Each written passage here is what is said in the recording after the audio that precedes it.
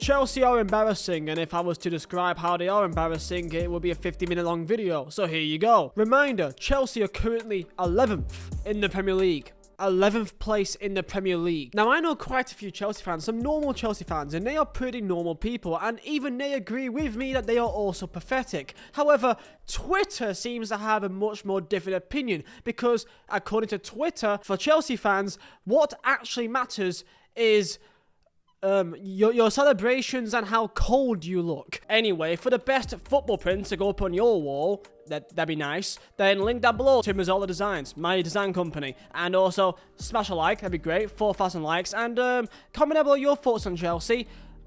Do you like them? Social media fans especially are really for all top 6 clubs are all just really embarrassing, as the loudest minority always sounds the loudest and drowns out any reasonable debate out of the excuse of passion apparently. I remember a month or two ago that I saw people say that if you don't have a goal and call your entire team a disgrace after losing a game, then you aren't a real fan apparently. This was me saying, why are people all the time on Twitter so angry and shouting and screaming at their own players, calling them disgrace, and when they concede, they scream everywhere? I don't get it. Their passion is so intense that 0.5 seconds after anything happens, if it's a pass, if it's a shot conceded, doesn't matter. They must go to Twitter and tell your opinion. And why is this relevant to Chelsea? Well, it was mainly their fans that kept on telling me how much of a piece of shit I am. Chelsea are 11th.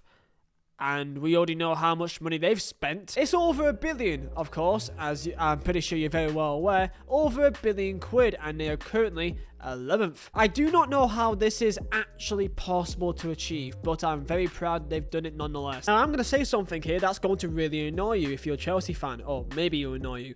Poch is not the problem. Believe it or not, I don't care what you say, but if you sack Poch, you're still not going to be great. You sack Poch and you bring in who? I don't know. Well, Jose Mourinho? Okay, Jose Mourinho with this young team, I'm absolutely sure will be absolutely going well. And also, do you really want to go through Jose Mourinho again? You did see how he did at Spurs, right? And also United. He's got a pragmatic style of football, however, his style of football that worked at Chelsea was 15 years ago. And also, they don't have the team to do that anyway. Chelsea of old was self-policed. Frank Lampard, John Terry, Petr Cech, it was self-policed, and that it almost ran by itself, with or without whoever managed them. Let's look at the Chelsea team now. They've got Axel Disasi, Thiago Silva, who's almost 40, an extremely young goalkeeper, Moses Caicedo, who is £30 million at most, but spent 100 million quid on for whatever reason. Cole Palmer is possibly their best player, but he is still a kid and is nowhere near the final product and is nowhere near perfect. They've got pretty much zero experience in that team. So having Jose Mourinho go into a completely inexperienced young team is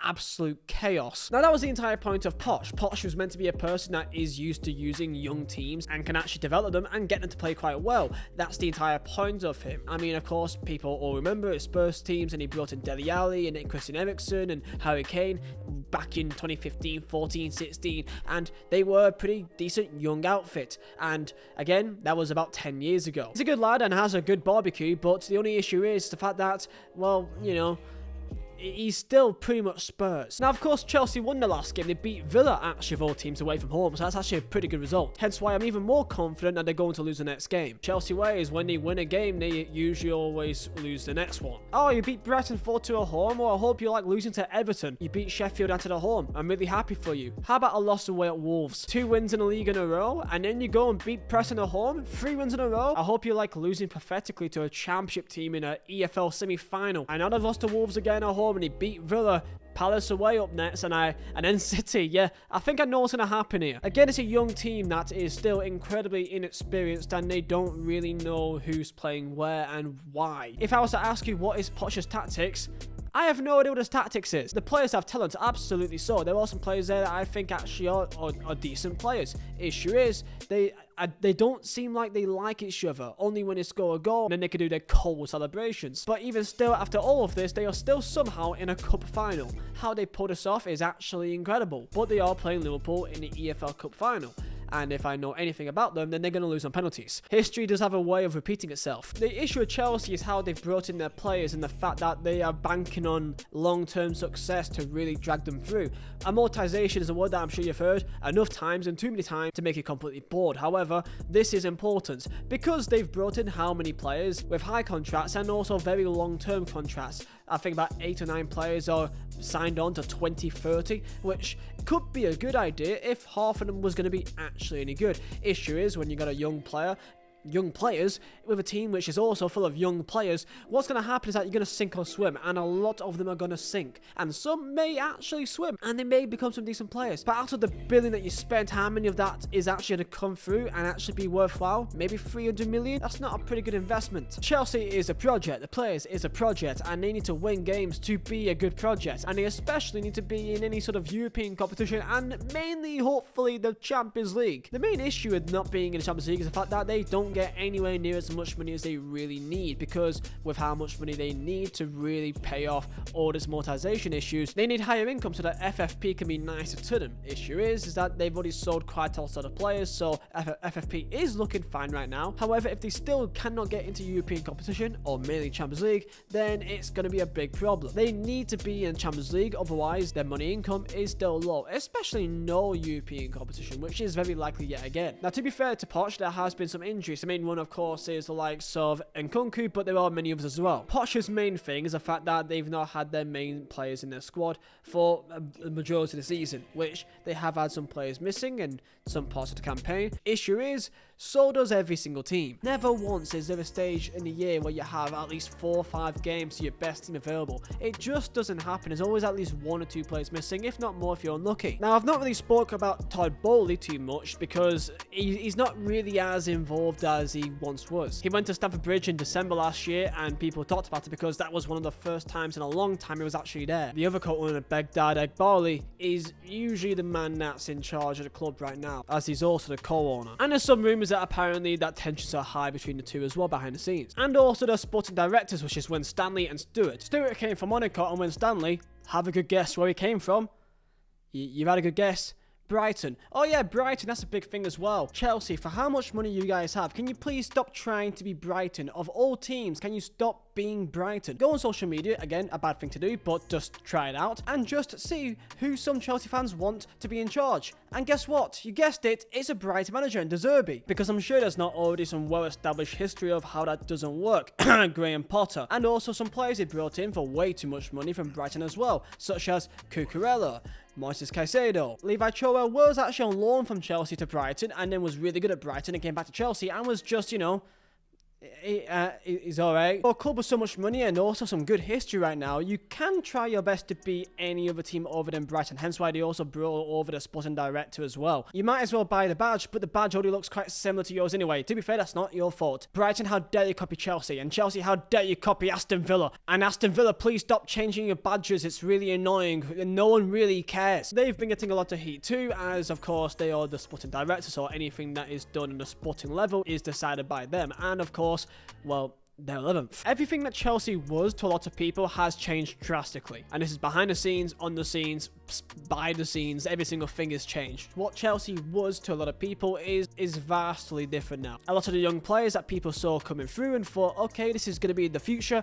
now are not really being given a chance and have just completely been sold and just disregarded. The same group of players that won the Champions League a couple of years ago and that kind of young core is now pretty much gone. The Chelsea of 1920 sticks with me personally, as there was a lot of players there, young players that was coming through that you got excited and felt like they were going to be some young talent that came through the academy that felt Chelsea. Fikayo Tomori, Mason Mount, Ruben Loftus-Cheek, Hudson-Odoi, Tammy Abraham. There were some great young players there that, of course, wasn't the perfect package, and he did have a transfer embargo, so they played even more.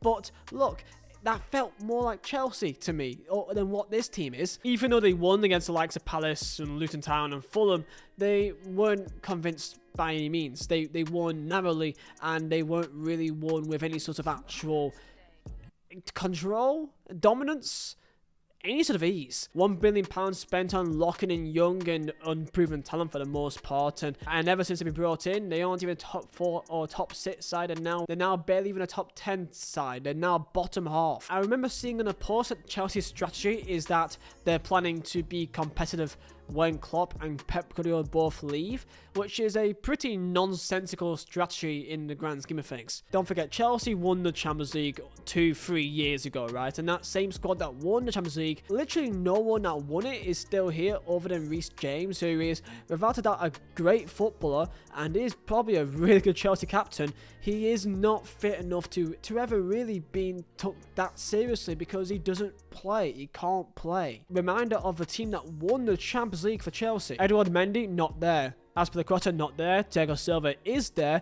Rudiger, not there. Reece James, always injured. Chilwell is always injured. Jorginho, not there. Kante, not there. Havertz, not there. Mount, not there. And Werner, not there. Even on the bench, Kepa, not there. Caballero, not there. Alonso, not there. Christensen, not there. Zuma, not there. Emerson, not there. Pulisic, not there. Kovacic, not there. Hudson-Odoi, not there. Zeke, not there. Ben Gilmore, not there. And Olivier Giroud also not there too. So well done. You got 2 players that are consistently injured and a 39-year-old. This was 2-3 years ago. Of course, the fall of Chelsea is kind of also part of the war, and that is something that you can't really ignore as well. And maybe if outside influences wasn't involved, and Thomas Tuchel could maybe still be there. A lot of people are still longing to have Thomas Tuchel still back at Chelsea, and to be fair, he was actually a great manager and he did do great things at Chelsea.